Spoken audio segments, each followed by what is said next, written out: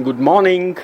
It's a very special day, Sunday morning, and I'm very happy because whatever I'm going to speak, it was in my head from last 2 years. It's Deepak Barfiwala, international motivational speaker, best-selling author, and IELTS teacher.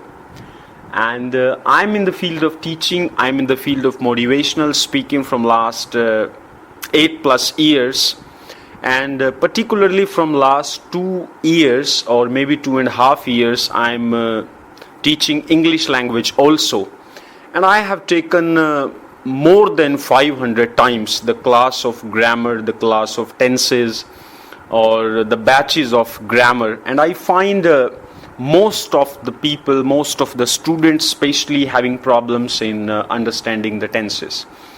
I have realized like the way I understand tenses is very simple. It's quite easy, and every time I teach to students, they find it's easy, interesting. So I was thinking, like, why not I should record whatever I teach to my students in tenses in an MP3, and let us gift that MP3 to my brothers and sisters who are having difficulties in understanding the tenses. So here is the solution, here is the answer.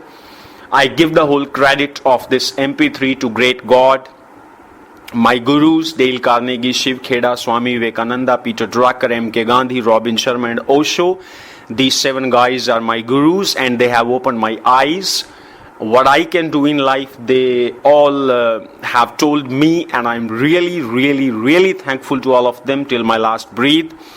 I give sincere thanks to my parents. I give sincere thanks to my wife. They all are so close to me. They all make me feel happy. They all make me feel free. And they let me do whatever I want to do for humanity, for my students, and I love helping my students. Whatever I can record, whatever I can write, whatever I can read, whatever I can create for my students so that they can excel in their studies. So this MP3 is the result of that wish in my heart from last 2.5 years or maybe more. So here is the answer.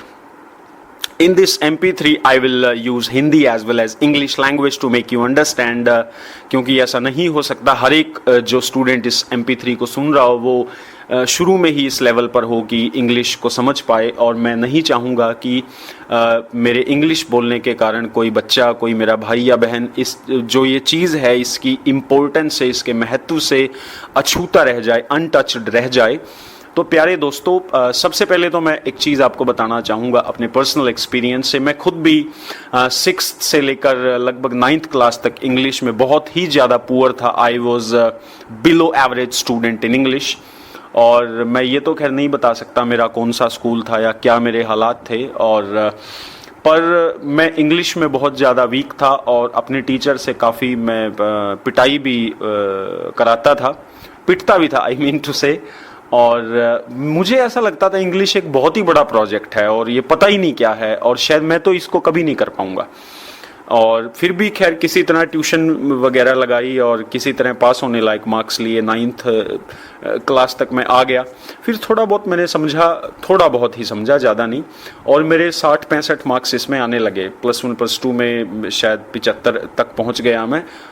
Concept तो clear तब भी नहीं हुआ, लेकिन पहुँच गया। फिर BTech में हुए, बीटेक में थोड़ा इंग्लिश को टाइम दिया। कुछ सब्जेक्ट्स ही सारे बीटेक के इंग्लिश में थे, मैकेनिकल इंजीनियरिंग के, और कुछ हॉस्टल में रहा, खुद को भी काफ़ी टाइम दिया, बुक्स को भी काफ़ी टाइम दिया। तो इंग्लिश का जो फंडा था वो क्लियर हुआ, और इंग्लिश को इस तरह से मैंने देखना शुरू किया कि इंग्लिश एक बहुत अच्छा सब्जेक्ट है, एक बहुत अच्छी लैंग्वेज है, और एक बहुत बड़ा प्लेटफॉर्म है। अगर आप अपने आप को एक एजुकेटेड आदमी कहना चाहते हो, या आपको लगता है कि आप एजुकेटेड हो या होना आपको चाहिए, तो इंग्लिश के साथ आपकी दूरी काफ़ी ख़तरनाक हो सकती है। तो इंग्लिश का जो कॉन्सेप्ट है वो क्लियर कर ही लेना चाहिए। तो जैसे जैसे मैंने इंग्लिश का कॉन्सेप्ट क्लियर किया, बीटेक में अपने कॉलेज को टॉप करने का मौका मिला, और वो कॉलेज आज यूनिवर्सिटी के तौर पे कन्वर्ट हो चुका है। तो मैं इसलिए अपने आप को यूनिवर्सिटी टॉपर भी कहता हूँ, हालांकि कोई बड़ी बात नहीं है, कोई भी कर सकता है मेहनत करके। और फिर इंग्लिश में लेक्चर देने का मौका मिला, नॉन स्टॉप 2 घंटे 3 घंटे ट्रेनिंग देने का मौका मिला एक फ्लो में। बुक्स लिखने का मौका मिला, और मतलब ऐसा फील हुआ कि कहीं एक स्टेज थी जब इंग्लिश में बहुत ज़्यादा वीक थे, कहीं एक स्टेज आई जब इंग्लिश में एक अच्छी हालत हुई, और किसी भी तरह की चीज़ों को इंग्लिश में ट्रांसलेट करना है, प्रेजेंट करना है, तो it's a game of kid, it's a game of child, कुछ बच्चों का खेल जैसे होता है वो चीज़ हो गई। तो कहीं ना कहीं मैं फील करता हूँ कि जो भी मेरे भाई बहन हैं, जो भी स्टूडेंट्स हैं स्कूल में, चाहे वो 7th 8th में है, 9th 10th में है, +1 +2 में है, या इवन ग्रेजुएशन में भी हैं, जिनको इंग्लिश में अभी भी काफ़ी प्रॉब्लम्स हैं। एक तो जिस तरह से इंग्लिश को पढ़ाया या पढ़ा जाता है वो बड़ा एक बोरिंग सा तरीका है। ऐसा कुछ नहीं है, English is very interesting and really a fabulous, magical, incredible, unbelievable, divine, miraculous language. And you have to change your thoughts regarding English language. It's a boon, it's a blessing, it's a tool, it's the key to success, it's the stair that goes straight to success. So to help you, I'm recording this MP3. मुझे नहीं पता ये MP3 कितनी देर की होगी, क्योंकि मैं दिमाग से ये MP3 रिकॉर्ड नहीं कर रहा हूँ। मेरे दिल में था कि मेरे जो भाई बहन हैं जिनको ट्रांसलेट करने में बड़ी दिक्कत आती है, मैं पिछले 1.5 साल से आईलेट्स भी पढ़ा रहा हूँ, और most of the students I find कि जिनको इंग्लिश समझने में दिक्कत है वो अंदाज़ा लगाते हैं, समझ नहीं पाते। और मुझे बहुत दुख होता है जब मेरे स्टूडेंट्स हैं, या जो मेरे स्टूडेंट्स नहीं भी हैं लेकिन जो स्टूडेंट्स हैं हमारे आसपास के एरियाज़ में, वो बिना इसको समझे इसको रटते हैं या एक अंदाज़ा लगाते हैं। अंदाज़ा कोई बहुत बढ़िया तरीका नहीं है। आप थोरो अंडरस्टैंडिंग करिए, इसको कॉम्प्रीहेंड करिए, इसको समझिए कि ये क्या है, और आप बहुत बढ़िया स्कोर है, बहुत बढ़िया बैंड स्कोर कर सकते हैं। और बैंड स्कोर करना कोई बहुत बड़ी बात नहीं है। बात बड़ी क्या है, आप इंग्लिश को अपने अंदर समा लें, इंग्लिश को अपनी पर्सनैलिटी का पार्ट बना लें, इंग्लिश को अपना एक हैबिचुअल प्रैक्टिस के तौर पर इंग्लिश को लें, और जब आप बोलें तो ऐसा लगे कि इंग्लिश नेचुरली आपके अंदर से निकल रही है, आप बोल नहीं रहे हो, आपके अंदर से आ रही है। तो उसके लिए बड़ा ज़रूरी है एक बेसिक जो टेंसेस की नॉलेज है आपके पास हो। तो मैं ये तो नहीं कहता मैं एक्सपर्ट हूँ कोई टेंसेस का बहुत बड़ा, लेकिन जो थोड़ी बहुत चीज़ें मुझे पता हैं और मुझे लगता है कि मेरी काफ़ी हेल्प उन चीज़ों से हो रही है, वो आपके भी काम आ सकती हैं। ये चीज़ माइंड में रखते हुए मैं ये MP3 आपके लिए रिकॉर्ड कर रहा हूँ, और मैं ऐसी आशा करता हूँ, भगवान से ऐसी प्रार्थना करता हूँ कि आप ज़रूर इस कॉन्सेप्ट से कुछ अच्छे आइडियाज़ लें और आपकी इंग्लिश को हेल्प मिले। तो चलिए बात करते हैं, सबसे पहले बात करते हैं हम टेंसेस की। टेंसेस क्या हैं?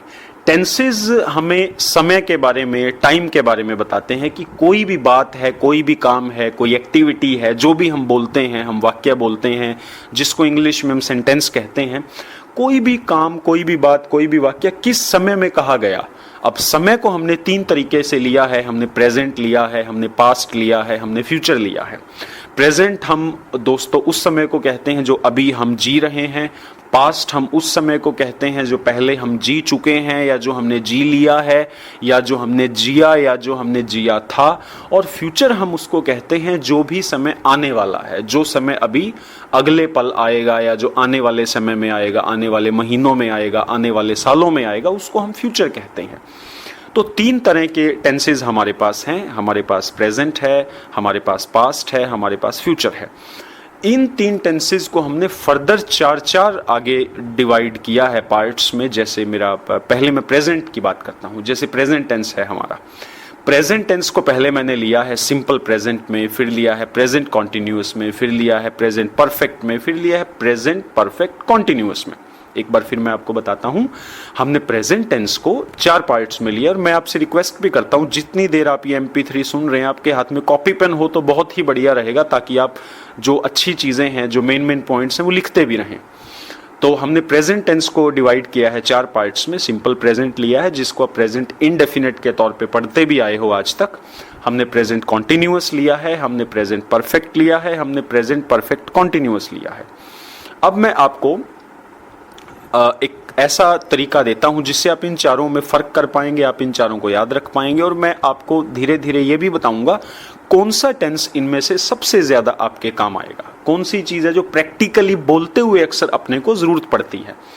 पहले हम बात करते हैं सिंपल प्रेजेंट की, सिंपल प्रेजेंट टेंस की, प्रेजेंट इंडेफिनिट की। प्यारे दोस्तों, ये टेंस आपका वहाँ यूज़ होता है जहाँ आप डेली रूटीन की बात करते हो, जहाँ आप किसी ऐसे काम की बात करते हो जो आप अक्सर करते हैं, जिसको आप अपनी रोज़मर्रा की लाइफ में करते हैं, जिसको छोटी क्लासों में आपने ऐसे भी पढ़ा है, जिस सेंटेंस के लास्ट में ता है, ते है, ती है आ जाए, तो नेचुरल है जो भी काम हम करते हैं, जो भी चीज़ें हमारी रूटीन में होती हैं, जो भी हमारे रूटीन टाइम के काम हैं जो हम करते हैं, वो सारे सेंटेंसेस हैं, वो इसी टेंस की मदद से बनते हैं। उन सारे सेंटेंसेस का जो फॉर्मूला है वो यही है। इसके साथ साथ जो आपके यूनिवर्सल ट्रूथ हैं, जो आपके सच्ची बातें हैं, जैसे मेहनत का फल अच्छा होता है, सच बोलने वाला हमेशा खुश रहता है, ऐसी कोई चीज़ें जो बिल्कुल सच है, जो यूनिवर्सली एक्सेप्टेबल हैं, वो चीज़ें भी इसी टेंस के थ्रू आप इंग्लिश में ट्रांसलेट करते हो। अब बात करते हैं, आपको ये तो पता चल गया प्रेजेंट टेंस का जो सबसे पहला पार्ट है सिंपल प्रेजेंट, जिसको आप प्रेजेंट इंडेफिनिट कहते हो, वो कहाँ यूज़ होगा, जहाँ भी आप ये बताते हो कि मैं ये काम करता हूँ, या मेरे पापा ये काम करते हैं, मेरे दोस्त ये काम करते हैं, मेरी मदर खाना बनाती है, मेरी सिस्टर यूनिवर्सिटी में पढ़ती है, मैं आइल्स पढ़ता हूँ, या मैं इंग्लिश बहुत पसंद करता हूँ, या मैं क्रिकेट बहुत पसंद करता हूँ। कोई भी चीज़ जो आपकी रूटीन लाइफ से जुड़ी है उसे आप सिंपल प्रेजेंट टेंस की हेल्प से इंग्लिश में बना सकते हैं, बता सकते हैं। अब बात करते हैं सेंटेंस, क्योंकि देखिए इंग्लिश में जो भी आप बोलते हैं, हिंदी में आप जो भी बोलते हैं, उनको वाक्य या सेंटेंस कहते हैं। जिसको सेंटेंस बनाना आ गया उसको बोलना आ गया, क्योंकि अल्टीमेटली बोलना क्या है, सेंटेंसेस ही आपने शेयर करने हैं।